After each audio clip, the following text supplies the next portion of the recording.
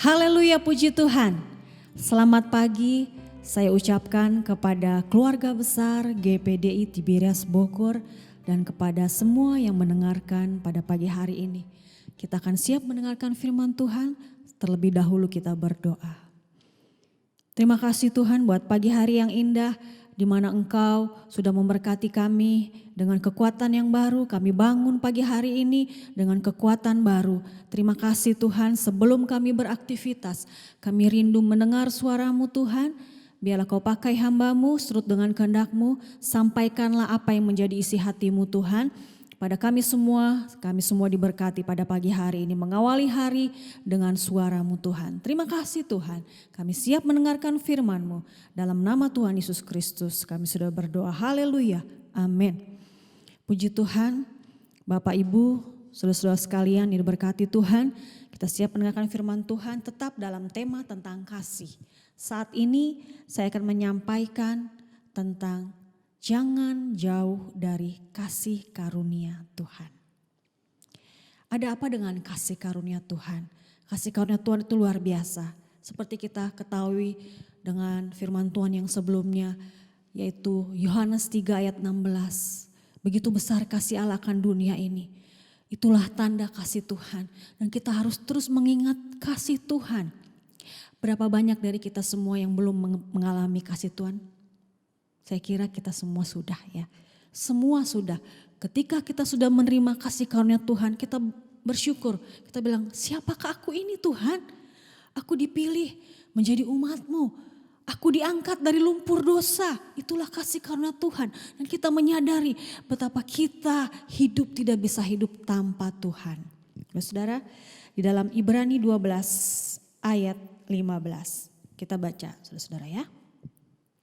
Ibrani 12 ayat yang ke-15. Jagalah supaya jangan ada seorang pun menjauhkan diri dari kasih karunia Allah.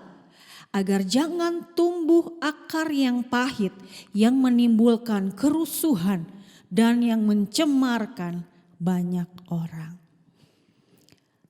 Beginilah saudara-saudara, kehidupan kita di akhir zaman ini, banyak tantangan yang kita hadapi. Di masa pandemi ini, orang semakin merasa susah, kesulitan, bahkan bagaimana bisa memperhatikan orang lain. Kala sendiri masing-masing berjuang mempertahankan hidup masing-masing.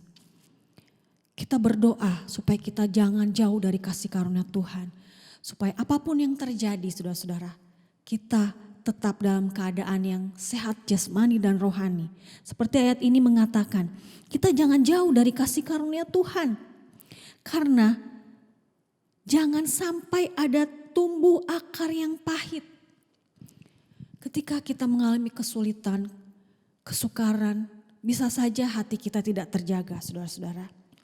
Dalam Wahyu 8 ayat 10 sampai 11, saya tidak akan bacakan, nanti saudara-saudara, Bapak Ibu baca di rumah. Bagaimana ada bintang, satu bintang namanya Absintus jatuh, dia mencemari sepertiga air di sungai menjadi pahit. Begitulah keadaan akhir zaman, akan ada bintang yang luar biasa jatuh yang akan mencemari anak-anak Tuhan menjadi ikut-ikutan pahit saudara-saudara. Kalau kita tidak menjaga hati kita, kita tidak mengingat kasih karunia Tuhan dalam hidup kita, bisa saja kita tidak nyaman dalam hidup ini karena kita mungkin ada yang benci, ada mungkin kita ada masalah dengan orang lain karena ini zaman susah, kita ada clash satu dengan yang lain, kita tidak jaga hati kita sehingga apa? Timbul akar pahit dalam hidup kita. Tapi ingat, jangan jauh dari kasih karunia Tuhan saudara-saudara. Kasih yang luar biasa mampu memulihkan kehidupan kita. Dia yang sudah mati dan bangkit buat kita, Dia mampu memulihkan kita. Dia mampu mengampuni kita. Berapapun kali kita terjatuh, Tuhan sanggup memulihkan kita, membangkitkan kita. Jangan lupa kasih Tuhan. Itu yang memampukan kita mengampuni orang lain yang bersalah kepada kita. Ketika kita ada masalah, saudara-saudara, zaman ini begitu sukar saudara-saudara. Saya lihat betapa banyak yang ada dalam pengadilan untuk gugatan perceraian, begitu banyak saudara-saudara. Kasih menjadi dingin, Dalam Matius 24 katakan, karena murtad semakin menjadi, kasih orang semakin dingin. Dan siapa yang bertahan kepada kesudahannya, dia akan selamat. Saudara-saudara, jaga kasih itu dalam hidup kita. Kasih Allah luar biasa. Kalau kita sudah mengalami kasih Tuhan, kalau Tuhan sudah mengampuni kita, kita juga akan mengampuni orang yang bersalah kepada kita. Sehingga apapun yang terjadi, ada salah pahamkah dalam rumah tangga suami istri, orang tua anak, teman dengan teman, saudara seiman. Kita boleh saling mengampuni satu dengan yang lain. Setiap ada masalah, bereskan itu. Firman Tuhan katakan, jagalah hatimu dengan segala kewaspadaan. Karena dari situ terpancar kehidupan. Puji Tuhan saudara-saudara, hiduplah dalam pimpinan Roh Kudus. Kasihnya luar biasa. Roh Kudus akan memampukan kita untuk tetap mengasihi Tuhan dan sesama. Inilah firman Tuhan yang sudah kita dengar dan biarlah itu menjadi kekuatan bagi kita untuk tetap menjaga kasih karunia dalam hidup kita. Kasih karunia Tuhan yang luar biasa. Kita berdoa saudara-saudara. Terima kasih Tuhan buat firman-Mu, biarlah kasih-Mu itu ada dalam kehidupan kami. Kami yakin Kau tetap mengasihi kami. Kami tetap mengingat kasih-Mu dalam hidup kami. Kasih karunia-Mu yang memampukan kami berdiri ketika kami jatuh. Bahkan apapun masalah yang kami hadapi, kami tetap mengasihi Engkau. Kami tetap mengasihi sama orang tua, keluarga kami, anak-anak kami, cucu kami Tuhan. Saudara seiman kami saling mengasihi Tuhan. Kami boleh saling menopang satu dengan yang lain dengan kasih-Mu Tuhan.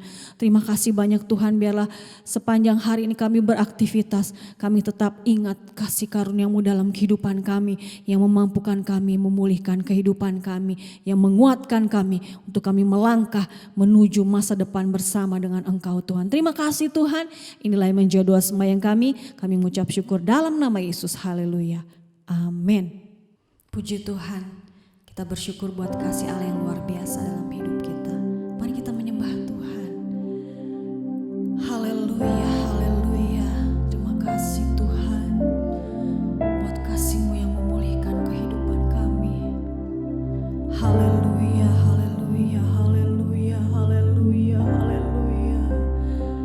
Oh, betapa aku mencintai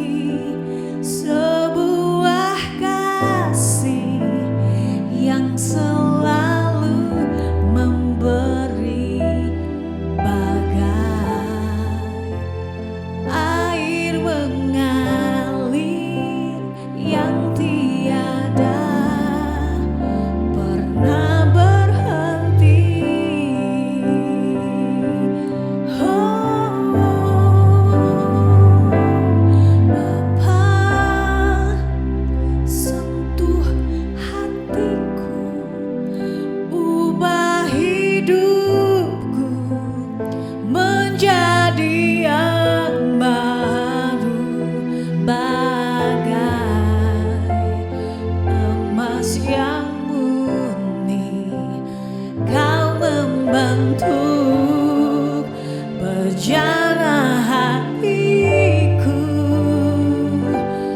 Bapa, ajarku mengerti sebuah kasih yang selalu